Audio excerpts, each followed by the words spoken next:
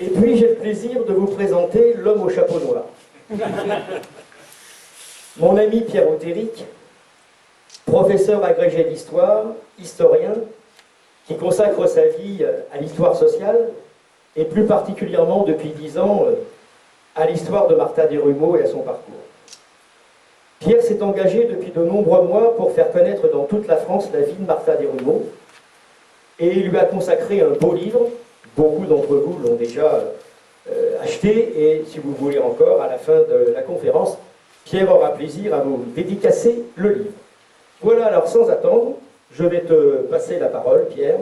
C'est à toi, pour la vie de Martha Desrumaux. Est-ce que j'ai besoin d'un micro? Non? Fais comme tu veux, économiste à voix. Bon, on m'a conseillé, pour les amis qui sont dans le fond, tels de mauvais élèves, de prendre le micro, ce que je fais. Merci, Alain, pour les mots que tu as dit, pour ta présentation. Merci de ta présence, ma chère Ginette, que je rencontre aujourd'hui, comme toi, Daniel, avec lesquels j'ai eu le plaisir de m'entretenir tout à l'heure. C'est le 11 et 12 novembre de l'an dernier que j'ai compris l'impact de Louis Manguine et de Martha Desrumaux dans votre département.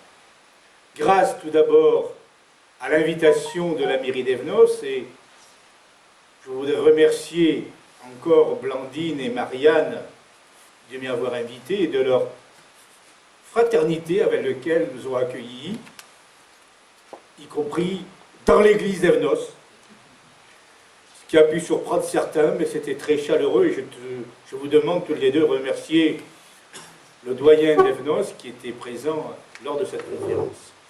Et le lendemain, ici, à la Bourse du Travail, avec Alain, qui d'abord m'a fait connaître ce lieu près de la gare, et grâce à lui, grâce à vous, j'ai pu mesurer que Louis et Martha, à la fin de leur vie, Martha avait déjà plus de 70 ans lorsqu'elle arrive dans le Var. Elle avait été profondément marquée par une vie militante difficile, la précarité dans les années 30 et aussi tout ce qu'elle a pu vivre dans le camp de concentration de Ravensbrück, y compris des mutilations, nous y reviendrons peut-être, mais elle a continué d'être un passeur d'histoire, de faire connaître aux travailleurs du Var, à ces femmes et à ces hommes, le rôle du monde ouvrier, tout en se mettant souvent en retrait, car c'était l'attitude de Martha. Donc je suis très heureux de me retrouver parmi vous, aujourd'hui, en ce 11 avril, ici à Toulon. Et merci à l'Institut d'Histoire Sociale du Var de m'avoir invité. Et bien sûr, j'associe l'association des Amis de Martha Desrumaux et sa présidence Laurence Dubois, parce que eux aussi, tous ceux sont très touchés de l'accueil que j'ai réussi ici à Toulon. Martha Desrumaux, comme vous le savez, est née à la fin du XIXe siècle, en 1897, dans une famille ouvrière du nord de la France. Famille nombreuse, Martha Desrumaux était la 5e fille de cette famille de 7 enfants. Après elle, un petit frère est né en 1901. Le père de Martha était à cette époque ce qu'on appelle un républicain, avec un R majuscule. Dans cette époque troublée, où la République était encore menacée, son père s'était engagé à sa façon, dans les formes de l'époque, aux côtés des défenseurs de la République, et en particulier dans ces années 1905-1906. Et en 1906, drame dans la famille, le père de Martha meurt écrasé par une pompe à eau des pompiers, alors qu'il était pompier volontaire. Donc, c'est dans ce drame que Martha va connaître la dureté de la vie durant cette époque que certains appellent la Belle Époque. Vous vous souvenez sans doute de Cosette dans Victor Hugo, dans Les Misérables. Martha, en 1906, elle n'a pas 9 ans, elle est placée dans une famille bourgeoise du sud de l'île, bonne à tout faire, domestique. Et Philippe Martinez, que nous rencontrions il y a à peu près 1 an à la Confédération CGT, avait cette formule « Bravo pour ce que vous faites, les ouvrières sont les oubliées de l'histoire », il a ajouté avec une très grande lucidité, y compris dans ma propre organisation. Et j'ajouterai que les domestiques étaient les invisibles des invisibles. On ne mesure pas quelles étaient les conditions de vie et de travail de ces femmes ou de ces hommes à la merci d'un patron, d'une grande famille ou d'une patronne, à la merci aussi des querelles qui pouvaient exister entre domestiques. Et Martha, 2 ans après son arrivée dans cette maison, s'enfuit. Je ne peux pas vous dire, personne ne le sait, c'était son secret, pourquoi elle s'est enfuie. On peut tout supposer, mais peu importe. Imaginez-vous cette gamine d'une dizaine d'années qui fuit Fachtuménil pour rejoindre Comines, environ une trentaine de kilomètres. Elle ne sait ni lire ni écrire. Elle n'a fait qu'une seule fois se taler dans le sens inverse pour rejoindre cette famille. Et lorsqu'elle revient à Comines, auprès de sa famille, elle décide de devenir ouvrière. Et ce n'est pas rien comme choix. Pourquoi fait-elle ce choix? Parce qu'à l'époque, c'est la montée du mouvement ouvrier, son organisation, et je crois qu'elle ressent l'idée que dans cette organisation naissante, autour de la CGT entre autres, naissent les premières solidarités, la possibilité d'ouvrir un autre monde, un autre regard. Elle travaille en usine, dans les plus dures conditions, ou mouillée, comme on disait, en filature. Elle travaille le lin, qui était sans aucun doute la fibre la plus complexe à travailler. Nous sommes ici dans une région de mines. Gardanne n'est pas loin en plus pour le charbon. Vous savez, les mineurs étaient atteints de la silicose.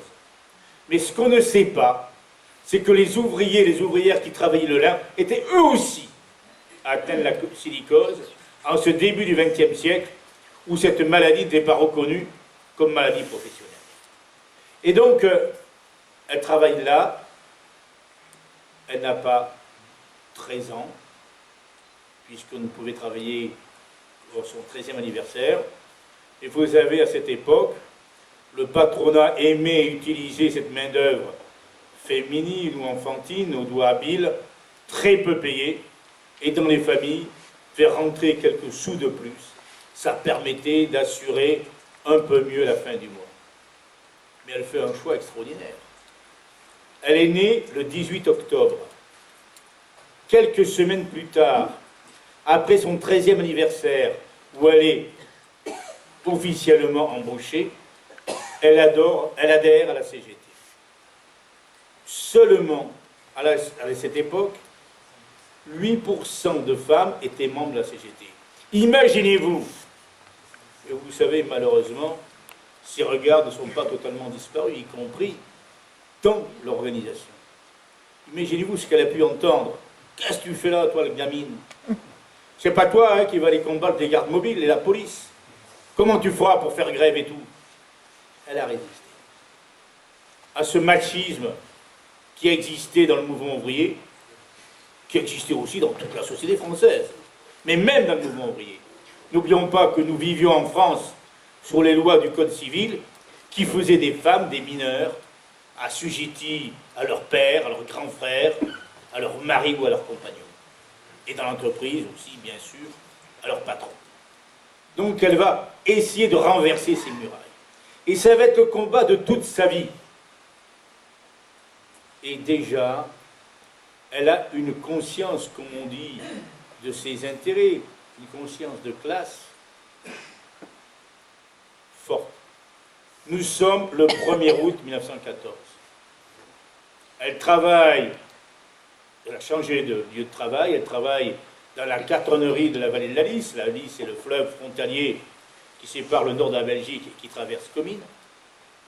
Elle apprend ce matin, comme ça se faisait beaucoup dans les ateliers, un camarade, un responsable, lisait rapidement le journal éditorial, et il y a une nouvelle qui bouleverse le monde du travail.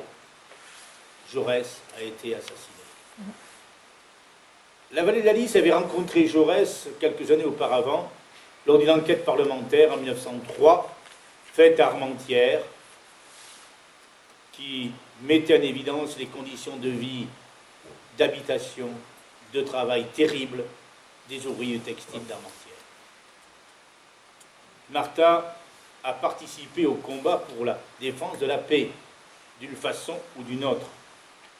Elle quitte subrepticement cette entreprise, court jusqu'à la Maison du Peuple, en gros on dirait la Bourse du travail locale de Comines. Elle met en berne le drapeau rouge. Symbole que cette guerre, que certains pensaient fraîche et joyeuse, sera une expérience douloureuse pour l'ensemble du mouvement ouvrier à son sens large, l'ensemble des petites gens, des ouvriers, des employés, des paysans, des artisans, des commerçants, des instituteurs, des petits fonctionnaires, qui vont subir cette guerre. Et Martha la subira d'autant plus qu'elle n'évacue pas, qu'elle reste à Comines au moins jusqu'en mai 1917, moment où, menace d'offensive britannique, les Allemands font évacuer Comines et Martha se retrouve à Lyon. C'est son premier grand voyage. Et Lyon n'est pas n'importe quelle ville. C'est la ville des canuts, des grandes luttes du XIXe siècle. 1831-1834, révolte des Camus, quartier de la Croix-Rousse, colline de la Croix-Rousse, bombardée par l'armée à 2 reprises. Et Martha trouve une entreprise au pied de la Croix-Rousse où elle travaille, elle va habiter dans la Croix-Rousse. Sans aucun doute, à cette époque, comme l'a très bien montré l'historien Maurice Moissonnier, on parlait de tout cela, dans les veillées, dans les bars, dans les bouchons, comme on disait à Lyon. Et donc Martha apprend cette culture qui est différente de celle du nôtre. Et aussi, les conditions de travail et de vie qu'elle a dans cet atelier de M. Hasbrook, patron de Comines qui avait été évacué dès août 1914, sont pour elle et pour ses camarades intolérables. Et donc, elle va réussir. Vous voyez, elle n'a pas 20 ans. Elle ne sait toujours ni lire ni écrire. Elle va réussir à organiser ses camarades, à mettre son atelier en grève et à gagner. Et à gagner. Et c'est une expérience pour elle fondamentale qui va lui montrer qu'il est possible, même dans des conditions complexes, d'obtenir satisfaction sur un certain nombre de revendications. J'ai peu de temps, je pourrais parler des heures, mais j'ai promis à Alain que nous aurions terminé avant minuit. Donc je vais faire vite. Mais au lendemain de la guerre, elle va participer à de nombreuses luttes dans le Nord, entre 20 et 24, pour défendre le peu de conquis qu'avait eu le mouvement ouvrier, et en particulier pour défendre les salaires dévorés, mangés par l'inflation en 21, 22, 23, 24. Il y a beaucoup d'usines, en particulier dans le Nord où elle est revenue, où il y a des ouvrières textiles qui se battent. Et à cette fin de la guerre, lorsque naît le Parti communiste français, elle fait le choix d'adhérer à ce jeune parti. Mesurons bien aussi ce choix. À cette époque, les femmes continuent d'en avoir aucun droit. Oh, elles avaient bossé pendant la guerre, dans les usines, dans les fermes, remplaçant souvent les hommes partis au front. Dès le mois de novembre 1918, quelques jours après l'armistice, le ministre Loucheur dit aux femmes, voilà, hein, vous avez bien sué pendant la guerre, eh bien, vous revenez des gentilles mères de famille, vous rentrez dans vos foyers. Pas question, bien sûr, de leur accorder le droit de vote, le droit de participer à la vie politique comme les hommes. Ça va être aussi ça le combat de Martha. Pourrais-je peut-être signaler 3 faits dans ces années 20 rapidement. 1924, elle travaille toujours à l'entreprise Hasbrook. Savez-vous ce que réclament les femmes? Ce qui montre quand même leurs conditions de travail. Elles réclament des tabliers de cuir et des galoches en bois.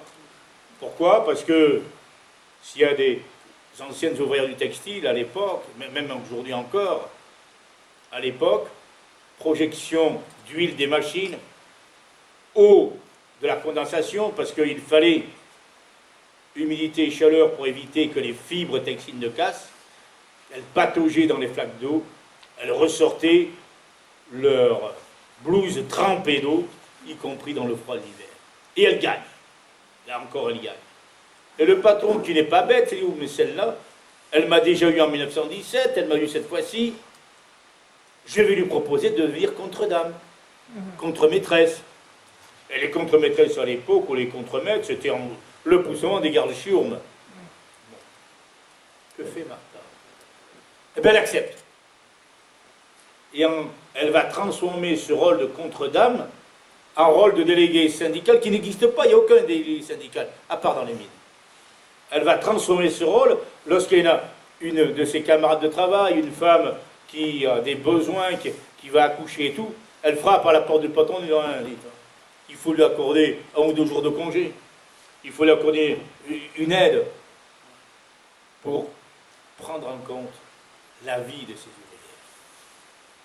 1927, 10e anniversaire de la révolution d'octobre qui s'était déroulée en Russie en 1917. Alors, on peut avoir le regard qu'on veut sur l'Union soviétique et sur la révolution d'octobre. L'histoire nous a montré que la vie était complexe et qu'il faut souvent nuancer les choses. Mais quoi qu'il en soit, dans ces années 20, pour nombre de familles ouvrières, bien au-delà de l'influence même du mouvement communiste en France, l'Union soviétique représentait un monde nouveau, là où était en train de se construire une société nouvelle, avec ces paysans pauvres, ces moudjiks, ces ouvriers qui travaillaient dans des conditions ignobles, immenses, avec cet analphabétisme qui touchait 90% de la population. Martha, elle a 30 ans, elle vient d'apprendre à lire et à écrire, elle va diriger une délégation de femmes composée de militantes syndicales et de féministes. Et à Moscou, elle va rencontrer un personnage qu'on oublie et qu'on ne devrait pas oublier. Beaucoup d'entre vous, même tous, vous saluez le 8 mars. Certains disent journée des femmes. Non, non. Le 8 mars n'est pas la journée des femmes.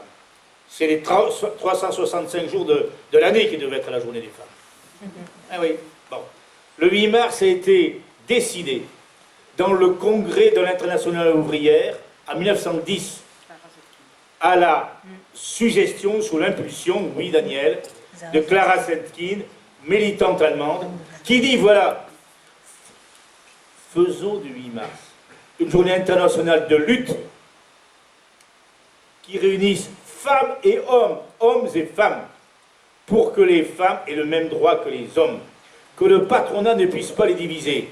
Et souvenez-vous, 20 ans auparavant, les congressistes, leurs aînés, avaient fait du 1er mai une journée internationale de lutte pour obtenir la journée, la semaine, donc la journée de 8 heures.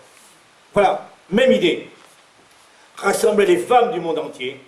Et en 1927, Clara Zetkin est toujours vivante, et on a trouvé une magnifique photo. On voit Clara Zetkin, on voit Martha Desrumaux, et des femmes venues de tous les pays du monde qui se donnent la main avec l'idée que, ensemble, unies, une sorte de chaîne d'union, elles peuvent transverser, renverser les montagnes, que c'est cette violence qui est faite, ces humiliations qui sont faites aux femmes.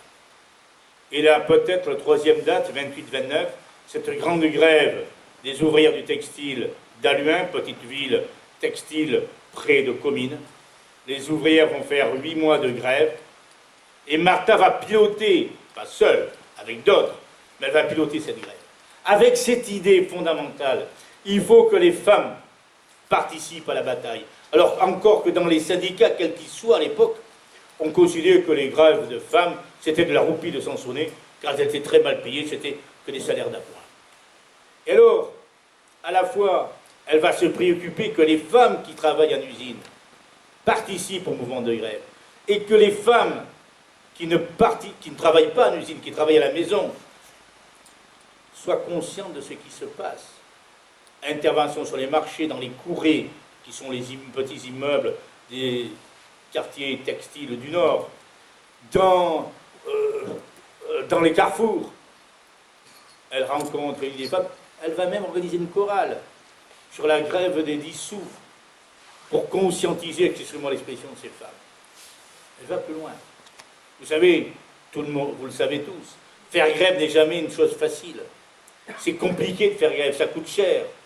Et au bout de quelques semaines, même parfois quelques jours, l'argent manque. On danse devant le buffet, comme dit la formule populaire, et surtout les enfants dansent devant le buffet. Et c'est souvent à ces moments-là où la femme interpelle son homme, dit « C'est bien beau, tu vas avec ta grève, mais il n'y a pas d'argent à la maison. » Voire aussi, comme tu le dis Daniel, dans Germinal, de Zola, qu'il raconte si bien et qu'il écrit avec tellement de force. Et Martha d'abord emprunté 3 millions aux syndicats belges, aux syndicats socialistes et chrétiens belges, socialistes en Wallonie, chrétiens en Flandre. Je vais vous donner une anecdote. Lorsqu'elle est déportée à Ravensbrück, arrive en déportation la responsable du syndicat, du textile belge, une femme. Et elle lui dit Martha, elle se retrouve dans les bras l'une de l'autre, dit Martha, tu sais que tu dois toujours 3 millions. Et Martha dit, voilà, on verra ça plus tard. Vous voyez, cette capacité à la fois de cette fraternité qui pouvait exister. Et alors, mais elle ne fait pas que ça.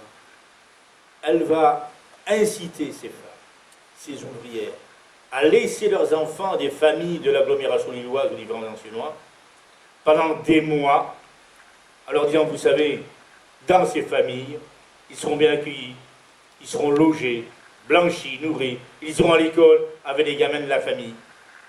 Vous savez, c'est pas facile, maman, de laisser partir des enfants. Plus de 400 enfants partiront ainsi. Certes, la grève est un échec, mais quelle leçon va en tirer Martha?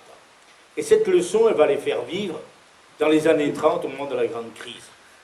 Elle est profondément marquée par l'arrivée d'Hitler au pouvoir en 1933, Hitler et l'extrême droite allemande, qui arrivent légalement au pouvoir, n'oublions pas. Et elle a compris très vite qu'Hitler a réussi à regrouper à la fois le patronat, le grand patronat allemand, une bonne part de la paysannerie, des couches moyennes déclassées, des hommes des couches libérales, mais aussi une part de la classe ouvrière, une part des chômeurs, en leur disant, voilà, les responsables de la crise, de votre mal-vivre, de votre chômage, de votre misère, ce sont les Juifs.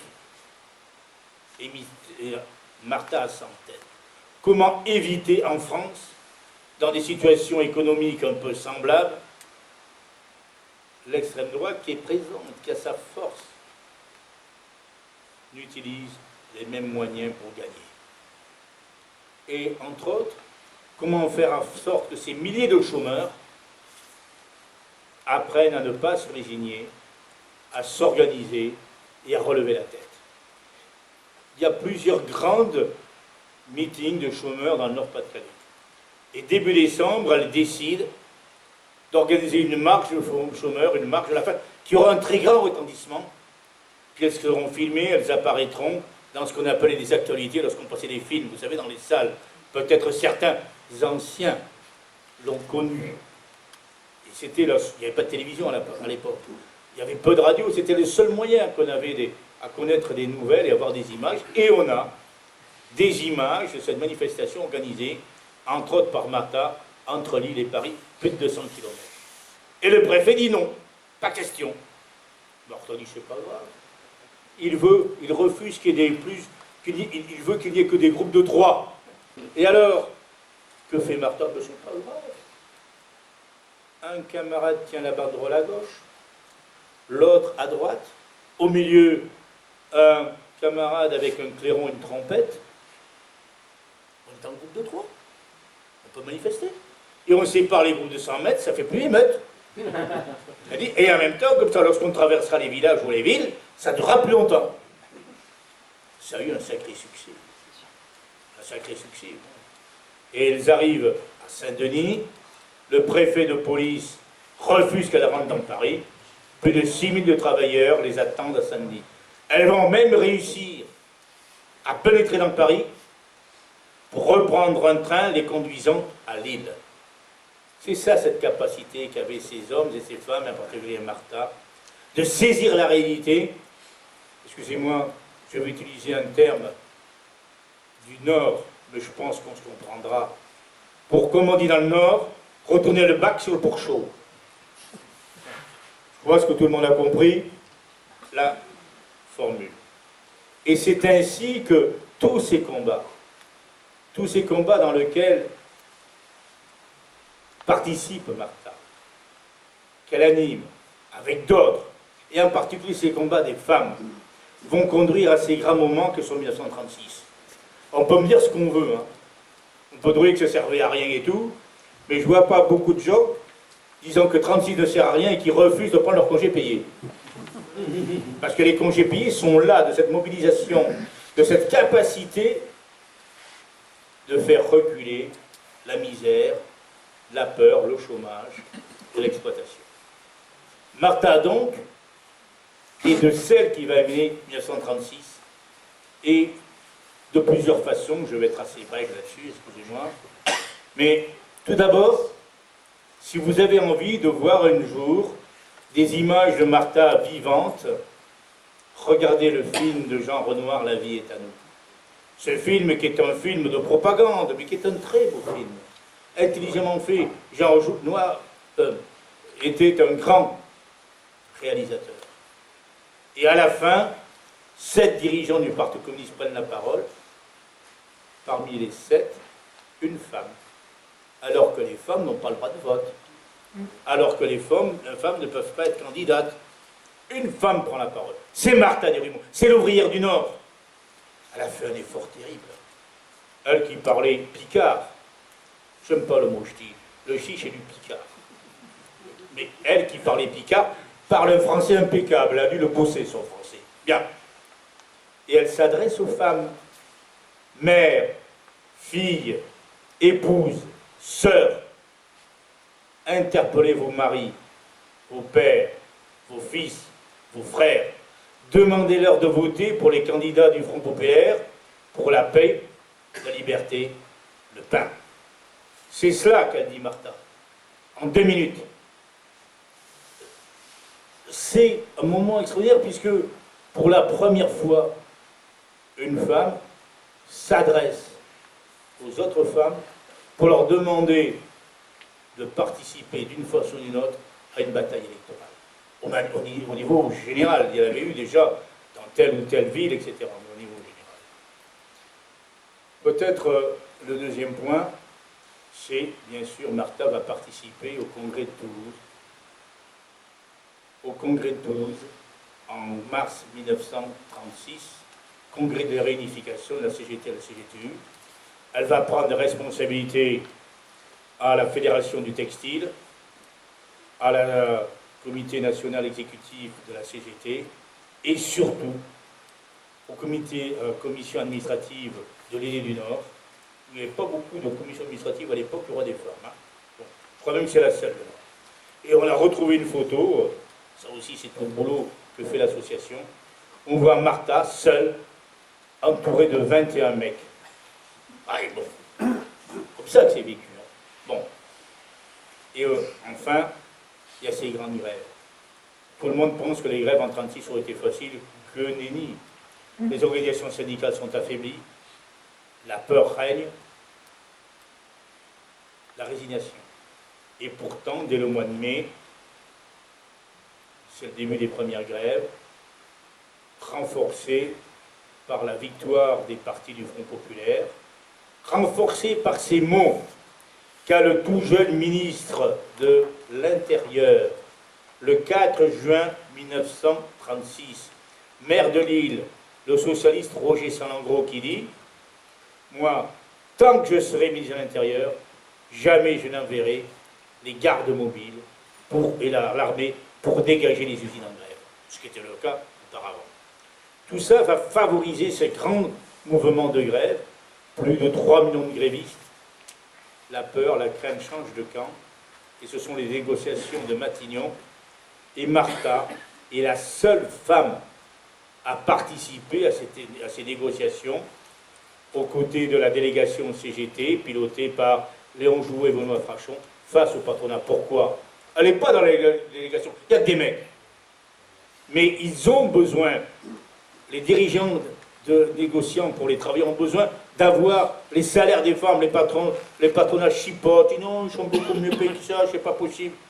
Et ils demandent à Martha de revenir, d'arriver à Paris avec des fiches de paye de femmes, montrant la faiblesse, la misère des salaires dans le textile. Vous savez, aujourd'hui, c'est pas facile de donner sa fiche de paye. À l'époque, c'était pas plus facile. Hein. Et Martha a tellement d'impact dans le mouvement ouvrier qu'en quelques heures, elle obtient une quarantaine de fiches de paye. Elle prend le train, elle arrive à Matignon, et Benoît Frachon et Léon Jouot lui disent « Écoute, Martha, non, tu restes avec nous, tu me feras passer les fiches de paye les unes après les autres. » Vous voyez l'impact qu'a pu avoir cette femme, seule femme présente lors des accords Matignon. J'ajoute, n'oublions pas, que de ces accords Matignon, augmentation de salaire, convention collective, droit délégué des travailleurs, même si les syndicats ne sont pas reconnus encore dans l'entreprise, et aussi, quelques jours après, le vote à l'unanimité, presque par la Chambre des députés et le Sénat, par la Chambre des députés du Sénat, à la fois de la semaine de 40 heures, la semaine des 2 dimanches, comme disaient les adversaires, c'est affreux, et aussi les congés payés. Et les gars disaient, merde, pendant 2 semaines, le patron va me payer pour que j'aille à l'PEC, à la pêche. Et les patrons disent, oh, c'est affreux. Ces ouvriers qui vont souiller nos plages. Ben oui, il y a une caricature qui est très suggestive à cet égard. Voilà. Et c'est dans cet été que Martha Desrumaux va concevoir, avec Louis Manguine, leur fils unique, Louis, qui naîtra en avril 1937. Parce que Martha aussi était une militante, c'est une femme, je fus une mère. Et je ne veux pas céder à la tentation de vous donner l'appréciation que portait sur elle, en 1937, cette grande journaliste libérale, Louise Veil, qui disait « J'ai rencontré dans le Nord cette Martha Desrumaux, partenariat du mouvement ouvrier du Nord, cette tigresse, aux côtés du berceau de son fils, le surveillant, le choyant, lui léchant ses petits pétons, le défendant. » Parce que c'était ça aussi, Martha.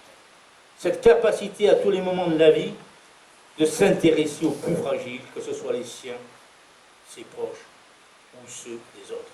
Et c'est dans ce rôle-là qu'elle jouera lors de la guerre civile espagnole, toutes les solidarités qu'elle mènera avec les populations d'Espagne, dans l'Espagne républicaine, et entre autres, pour ne pas rentrer dans le détail, tout d'abord la mise en place des brigades internationales dans le Nord,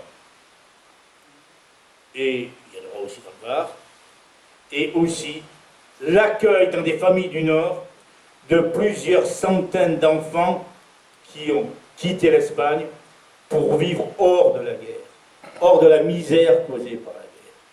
Donc voilà, ça a été Martha. Permettez-moi maintenant que je rentre peut-être, je pourrais dire tellement de choses, dans cette période de la guerre qui va profondément la marquer. Vous savez qu'en 1939-1940, la violence de la campagne anticommuniste, je n'ai pas le temps de rentrer dans les explications, on peut en discuter à perte de vue, mais ce qui est indiscutable, que cette violence va entraîner d'abord la fermeture, l'interdiction de la presse communiste, et puis après, celle du Parti communiste. En septembre 1939, nous sommes encore au temps de la Troisième République. Martha va devoir se réfugier en Belgique. Elle connaît très bien la frontière, elle sait qu'elle peut traverser la frontière quand elle veut. Vous savez aussi que le 10 mai 1940, l'armée allemande entre en Belgique, aux Pays-Bas, puis en France. En 3 semaines, l'armée française, cette armée qui paraissait invincible, qui avait vaincu l'Allemagne durant la Première Guerre mondiale, est ratatinée, écrasée en quelques semaines. Dès le début du mois de juin, le Nord-Pas-de-Calais est occupé. Le 22 juin, la France, dirigée par Pétain, signe un armistice que certains, que je partage le regard, jugent honteux. Le Nord-Pas-de-Calais est détaché de la France. C'est une zone interdite. Il est directement administré par l'armée allemande depuis Bruxelles, pas depuis Paris. Il y a une véritable frontière sépare le Nord-Pas-de-Calais du reste de la France sur la Somme. Je ne rentre pas dans les détails, vous les savez beaucoup mieux que moi. Et Martha revient à ce moment-là dans le Nord, avec un mouvement ouvrier, avec une population du Nord atterrée, sidérée par la défaite, marquée par les débuts de l'occupation, désorganisée par la mobilisation des jeunes gens dans la guerre, par l'évacuation d'un certain nombre d'hommes et de femmes, par la peur, par la soudaineté de cette défaite. On ne mesure pas à quel point, dans nos régions du Nord-Pas-de-Calais, la misère fut grande en ces mois de juin, juillet, août 1940. Pour la plupart des usines fermées, des destructions, y compris la violence de l'armée allemande, qui dès son entrée, il y aura une centaine de morts, de civils, à Aubigny-au-Bac, dans le Nord, une trentaine à Courrières. Bon, pour quelques cas, il y en a d'autres, mais pour donner quelques-uns.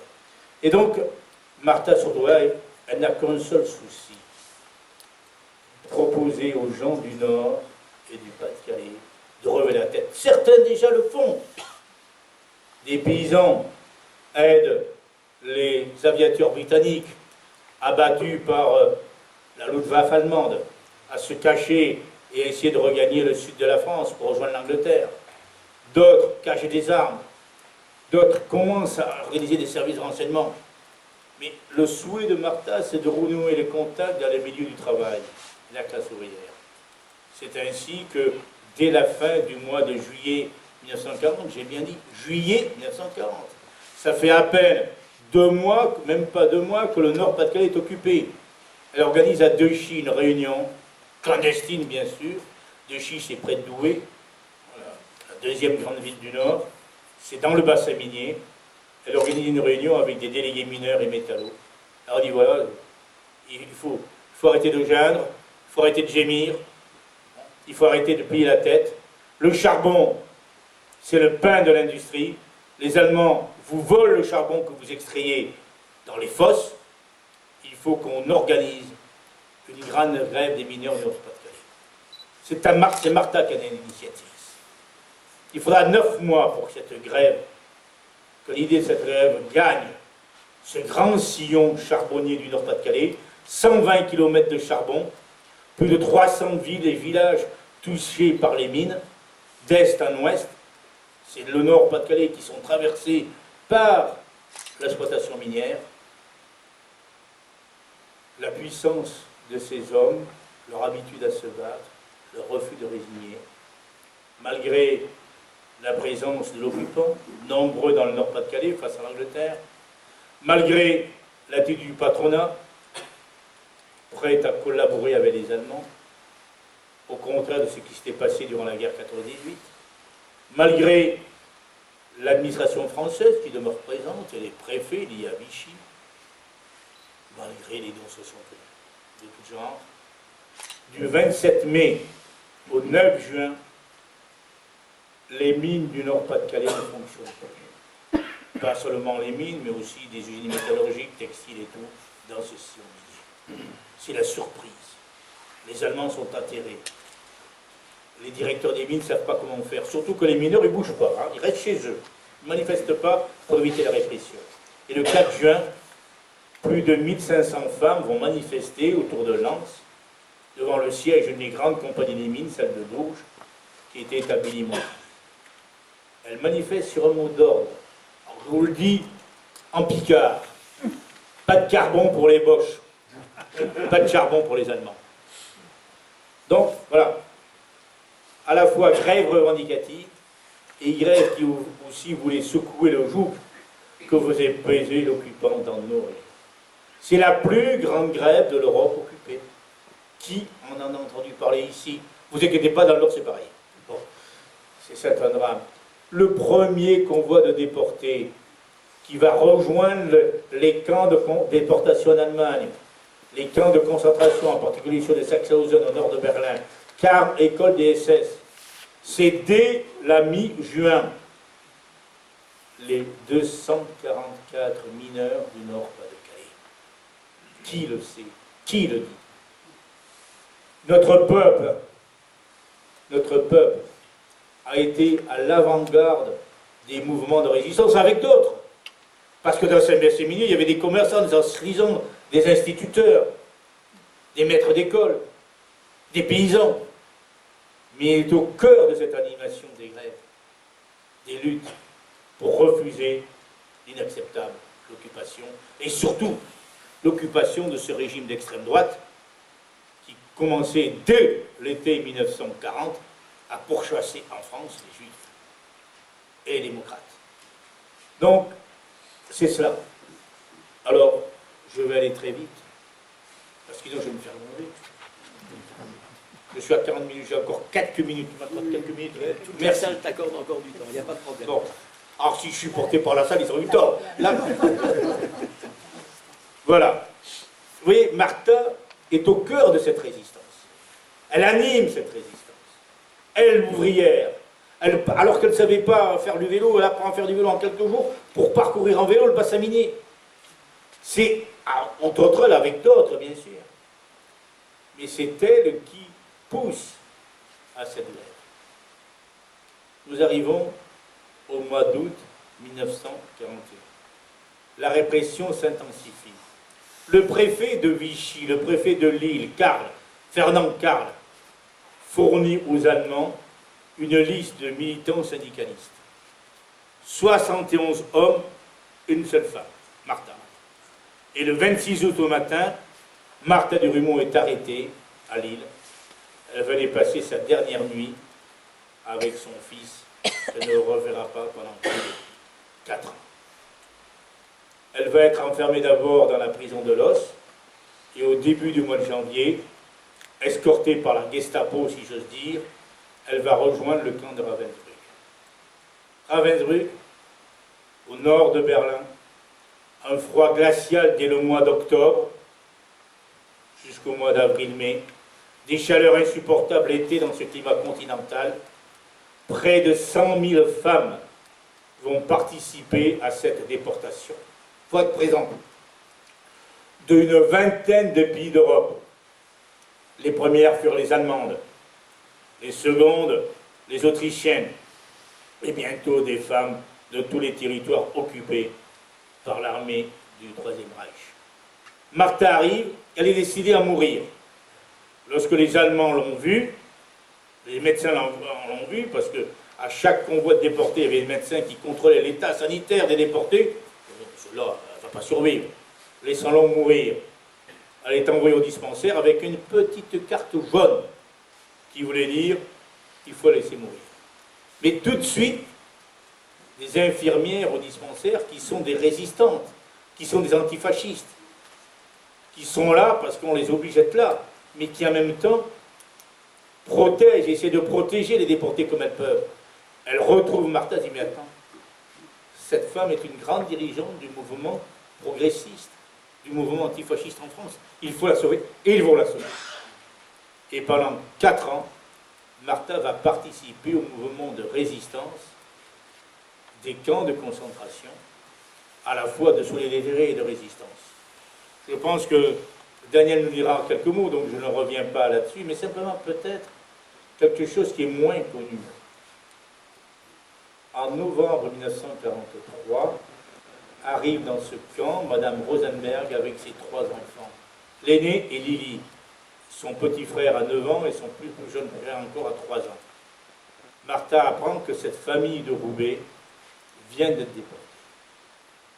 Ce sont des juifs hongrois. Leur père a été déporté à Buchenwald. Il sera brûlé vif par les Allemands lors de la fin du régime nazi. Elle voit ses enfants, elle entend parler. Elle fait le tour d'un certain nombre de déportés. Ici, obtient un carré de chocolat, ici un gâteau, ici quelque chose.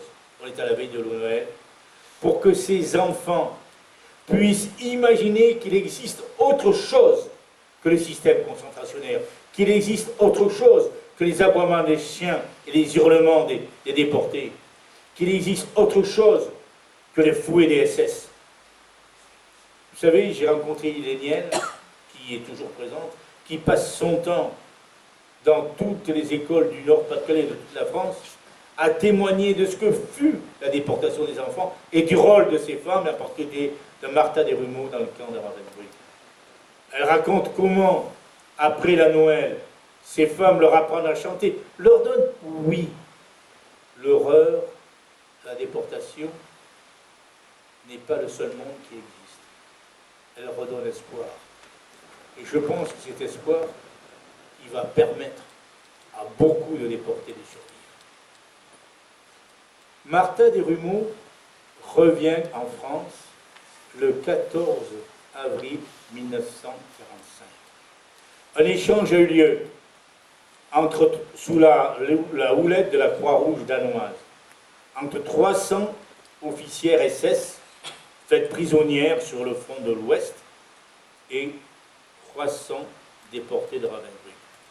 Martha ne veut pas partir, elle veut rester avec ses femmes dans le camp. Et plusieurs de ses camarades, dont Marie-Claude Vaillant-Cordelier, lui dit, écoute Martha, non, nous on va tous y crever là. Personne ne verra la fin de la guerre. Nous risquons de ne plus revoir la liberté. Et ce sera le cas avec les marches de la mort en avril 1945. Marty, toi tu pars, tu es connue comme dirigeante. Les hommes et les femmes ont confiance en toi dans le mouvement ouvrier. Ton témoignage sera écouté, sera entendu. Rentre en France et témoigne de ce qu'est l'enfer concentrationnaire. Et Martha se décide à rentrer. Je terminerai là-dessus, mes chers amis et camarades.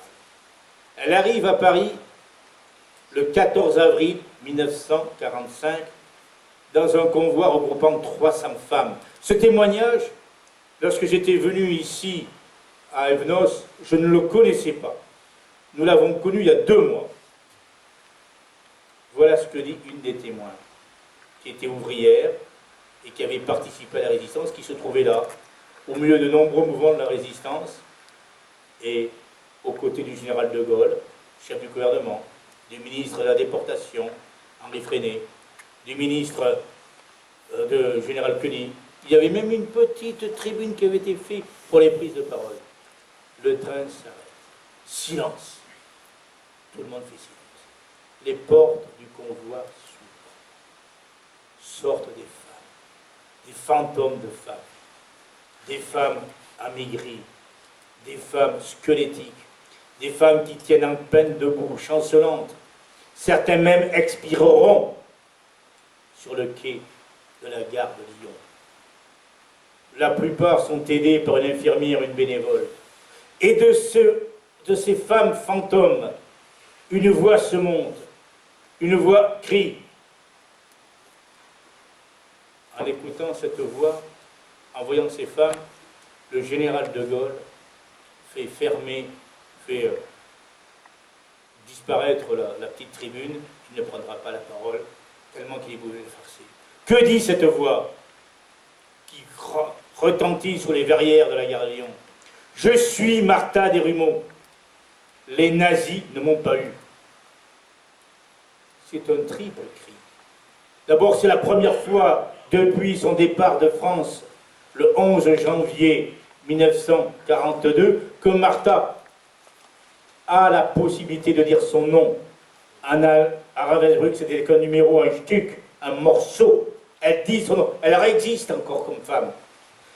Et aussi, c'est l'idée qu'elle est survivante. mais que malgré tout ce qu'elle a pu voir, les tortures, les blessures dont elle a été victime et l'objet, elle n'a pas plié. Elle est restée debout, organisant la solidarité et la résistance. Les nazis ne l'ont pas eu. Et je crois que c'est ça qu'elle a en tête. Or, excusez-moi, et sinon je vais encore passer un temps fou, elle reprend ses responsabilités à la CGT, elle est candidate à la mairie de Lille dès le 29 avril, aux premières élections municipales, premières élections à laquelle les femmes ont le droit de voter. Elle-même devient députée. Elle retrouve sa place à la commission administrative de la CGT du Nez du Nord, dont elle devient co-secrétaire générale. Mais avant tout, elle a cette idée chevillée au corps que les femmes et les hommes doivent avoir les mêmes droits. Et c'est avec cette idée-là en tête qu'elle arrive dans votre ville, dans votre département, dans cette union départementale où elle témoigne, passeur d'histoire, de ce qu'elle a vécu, de ce qu'elle a pu faire dans ce siècle. Elle témoigne qu'il est toujours possible de relever la tête, même dans les conditions les plus difficiles. C'est pour ça que nous avons choisi, avec cet homme d'amis, et ce mouvement prend corps, et je vous remercie, quelle que soit votre culture, quelles que soient vos idées, quelles que soient vos organisations, de se rassembler autour de cette idée, que la classe ouvrière entre au Panthéon, une ouvrière au Panthéon, Martha Desrumaux. Merci.